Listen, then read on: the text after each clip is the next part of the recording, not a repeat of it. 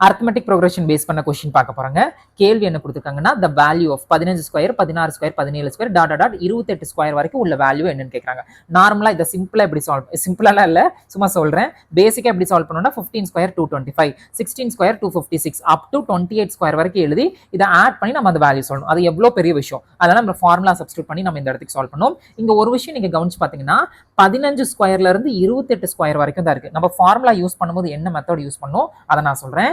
n of n plus 1 into 2n plus 1 divided by 6 minus n of n plus 1 sorry இந்த இடத்துக்கு இது வராது. n into n plus 1 ஒரே second. அடுத்து வந்து 2n plus 1 divided by 6 அப்படின்னு போடுங்க. இதுக்கு ரெண்டு டைம் போடுறோம் அப்படின்னா இதை வந்து ஃபர்ஸ்ட் 1 to எது வரைக்கும் கண்டுபிடிக்கணுங்க 28 வரைக்கும் நம்ம கண்டுபிடிக்கணும். அதுக்கப்புறம் அதை வந்து மைனஸ் பண்ணிட்டு இதை நம்ம எதுல இருந்து கண்டுபிடிக்கணுங்க 1 to 14 இருந்து கண்டுபிடிக்கணும். சரிங்களா? ஃபர்ஸ்ட் முழு வேல்யூ கண்டுபிடிச்சிட்டு அதுல நம்ம 14 கழிச்சிட்டோம். 1ல இருந்து 14 கழிச்சிட்டோம்னா இந்த மிச்சம் 15ல இருந்து 28 வரைக்கும் உண்டான வேல்யூ நம்மளுக்கு கிடைச்சிடும். சரிங்களா?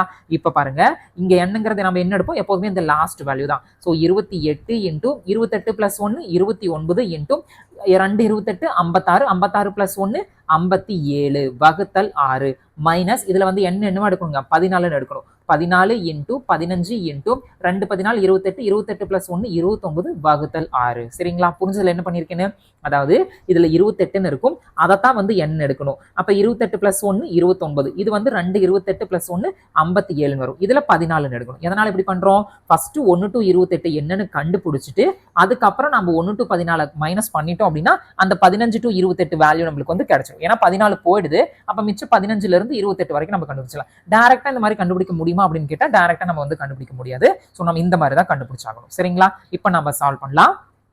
இப்ப பாருங்க இந்த 6ஆல இதை அடிச்சு விட்டோம் அப்படின்னா 3 டேபிள்ல 2 டைம்ஸ் இது வந்துட்டு 1 19 அப்படின்னு வரும். இந்த 2வை கொண்டு போய் அடிச்சிட்டோம்னா 14 அப்படின்னு வரும். சரிங்களா? அதுக்கப்புறம் இதுல இதை அடிச்சு விட்டோம் அப்படின்னா இது வந்து 2 டைம்ஸ் 3 டேபிள்ல 2 டைம்ஸ் இது வந்து 5 டைம்ஸ் இதை மறுபடியும் அடிச்சிட்டோம்னா 7 டைம்ஸ் அப்படின்னு வரும். சரிங்களா? இப்ப பாருங்க என்னெல்லாம் இருக்கு 14 into 29 into 19 minus 7 into 5 into 29. சரிங்களா? இப்போ நம்ம இதை சால்வ் பண்ண போறோம். சால்வ் பண்றதுக்கு முன்னாடி ஒரு ட்ரிக் நம்ம யூஸ் பண்ணி பார்க்கலாம். இதுல பாருங்க யூனிட் டிஜிட் எல்லாமே வந்துட்டு டிஃப்ரெண்டா இருக்கு. அதாவது 0 0 9 4ன்னு இருக்கு. ஒரு ட்ரை கொடுத்து பார்த்துட்டு அதுக்கப்புறம் நம்ம சால்வ் பண்ணலாம். இப்போ இதுல யூனிட் டிஜிட் ஒன்றாம் எண் பூரா எடுப்போமே 9 நாங்க எவ்வளவு வருங்க 36 36 இன்ட்டு 9 அதாவது 36 இன்ட்டு 9 ஜஸ்ட் நான் யூனிட் டிஜிட் மட்டும் தான் எடுக்கிறேன். 54 அப்படின்னு வரும். மிச்சம் 4 மட்டும் தான் வரும். நீங்க இந்த 3ஐயும் மல்டிப்ளை பண்ணா லாஸ்ட் டிஜிட் என்னவா தான் இருக்குங்க 4ன்னு இருக்கும். அப்படியே இருக்கட்டும். இப்போ இதுல 7 5 35 35 அந்த 5 இன்ட்டு 9 45 அப்படின்னு வரும். லாஸ்ட் டிஜிட் என்னவா இருக்குங்க 5ஆ தான் இருக்கும். சரிங்களா? கண்டிப்பா நம்ம எல்லாருக்குமே தெரியும் இதுதான் வந்து பெரிய வேல்யூ. சரிங்களா? இப்ப இதை நம்ம மேல போட்டுப்போம். இங்க என்ன நம்பர் வேணா இருந்து போட்டோம். இதை கீழே போட்டுப்போம். 4ல 5 போகுங்களா? போகவே போகாது. அப்ப பக்கத்துல இருந்து 1 கடவாங்க. 14ல 5 போச்சுன்னா எவ்வளவுங்க 9. அப்போ இந்த ஆன்சர் வரப்போற ஆன்சர் வந்து லாஸ்ட் டிஜிட் வந்து 9. ஆப்ஷன்ஸ்ல பாருங்க 6 6 9 9 இது மட்டும் தான் இருக்கு. அப்ப இந்த கேள்விக்கு பதில் என்னவா தான் இருக்குங்க அது மட்டுமேவா தான் இருக்கும். சரிங்களா? இப்ப சப்போஸ் அடுத்தது என்ன வேலை நம்ம பண்ணுவோம் 2 9 இருந்தா என்ன பண்ணுவோம் அப்படின்னு கேட்போம். ஆப்வியஸ்லி கண்டுபிடிச்சு சால்வ் பண்ணி தான் ஆகணும். வேற வழியே இல்ல. மார்க் 1.5 மார்க் வேணும்னா ஃபுல்லா கண்டுபிடிக்கணும். பட் இந்த கொஸ்டினுக்கு வந்துட்டு இங்க 9 கொடுத்துருக்கறனால இதுவே நம்மளுக்கு போதும். பட் இருந்தாலும் நான் உங்களுக்கு வந்து சால்வ் பண்ணி சொல்லிடுறேன். இப்போ 7 இன்ட்டு 5 எவ்வளவுங்க 35 35 இன்ட்டு 29 எவ்வளவு போடலாங்க வேண்டாம் 35 இன்ட்டு 30 எவ்வளவு போடலாம் 1050 போடலாம். 35 வந்து நான் 30 டைம்ஸ் எடுத்திருக்கேன். ஆனா 29 டைம்ஸ் தான் எடுக்கணும். ஒரு 35 கழிக்க போறேன். 10ல 5 போச்சுன்னா 5 4ல 3 போச்சுன்னா 1 1015 அப்படின்னு இந்த இடத்துக்கு வரும். சரிங்களா? இப்போ 14 இன்ட்டு 29 இன்ட்டு 19 இதனோட நம்பர்ஸ் பாருங்க வெறும் இம்சையான நம்பர்ஸா இருக்கு. சரி சால்வ் பண்ணுவோம். இப்போ என்ன பண்ண போறோம்னா 29 19 போடலாம். ஃபர்ஸ்ட் நான் வந்து 29 20 டைம் போடுறேன். 29 இன்ட்டு 20 எவ்வளவு போடுவோம் 580 போடுவோம். சரிங்களா? இப்போ 19 டைம்ஸ் தான் எடுக்கணும். ஆனா நான் 20 டைம்ஸ் எடுத்திருக்கேன். சோ அதனால வந்துட்டு எதை எடுத்திருக்கேங்க 29 எடுத்திருக்கேன். அப்ப 29 மைனஸ் பண்ண போறேன். 10ல 9 போச்சுன்னா 1. அடுத்து வந்து 7ல 2 போச்சுன்னா 5 வரும் 551 வரும். 551 இன்ட்டு 14 போட போறேன். ஃபர்ஸ்ட் 10ஆல பண்றேன் 5510. அடுத்து பாருங்க 1 4 4 5 20 மிச்சம் 2 5 20 22. இந்த 2ஐ ஆட் பண்ண என்ன வருங்க 4 1 7 7. சரிங்களா? இப்ப பாருங்க 7 7 1 4 நம்ம முன்னாடி 4ன்னு பார்த்தோம்ல அது அப்படியே வந்துருச்சு பாத்தீங்களா? இதுல இருந்து 1015 மைனஸ் பண்றோம். 14ல 5 போச்சுன்னா எவ்வளவு வருங்க 9 வந்துரும். இந்த இடத்துக்கு 10 இருக்கும். 10ல 1 போச்சுன்னா 9 வந்துரும். அடுத்து இது 6ஆம் ஆயிடும் 6 7ல 1 போச்சுன்னா 6.